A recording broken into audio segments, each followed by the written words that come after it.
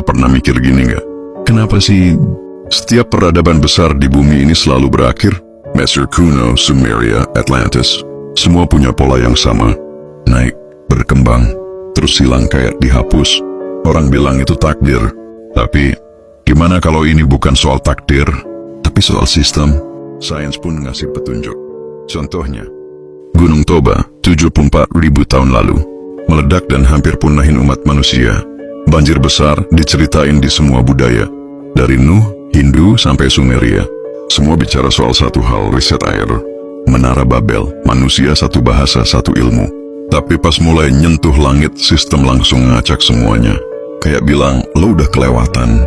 Zaman es datang berkala, kayak ada timer kosmik bilang, waktunya bersih-bersih data. Mungkin itu semua bagian dari protokol keamanan realitas. Dan kita cuma bagian kecil dari loop itu. Tapi kalau lu ngerasa nyambung sama sejarah yang lu nggak alami, atau ketarik sama reruntuhan dan simbol kuno, mungkin kesadaran lu udah nyentuh fragmen data lama. Lu bukan sekadar manusia hari ini. Lu adalah pemegang sisa ingatan sistem. Filsafat nyebut ini kesadaran phantom. Kesadaran yang udah lewatin ego dan ngerti cara dunia bekerja. Peradaban kuno bukan punah karena bodoh. Mereka mungkin terlalu tahu banyak.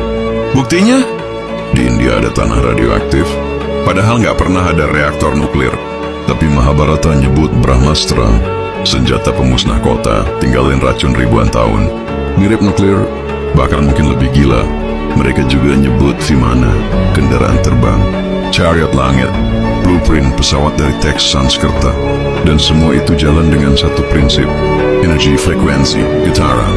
Tesla juga bilang, kalau lo mau ngerti rahasia alam semesta, pahami dalam bentuk energi, frekuensi, dan getaran. Peradaban kuno nggak melawan sistem.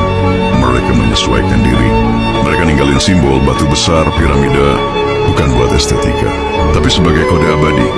Karena mereka tahu, kertas bisa hancur, cloud bisa hilang, tapi batu dia nyimpan pola ribuan tahun dan ngirim frekuensi pas waktunya udah sinkron. Mereka sadar, kata-kata mudah hilang dan bakal berubah dengan bumbu mistis yang khas setelah beberapa abad. Tapi frekuensi bisa tembus langsung ke kesadaran masa depan. Makanya kadang lo ngerasa terhubung sama masa lalu yang lo gak pernah alami. Mungkin serpihan energi mereka udah nyangkut ke lo. Dan ini bukan dongeng.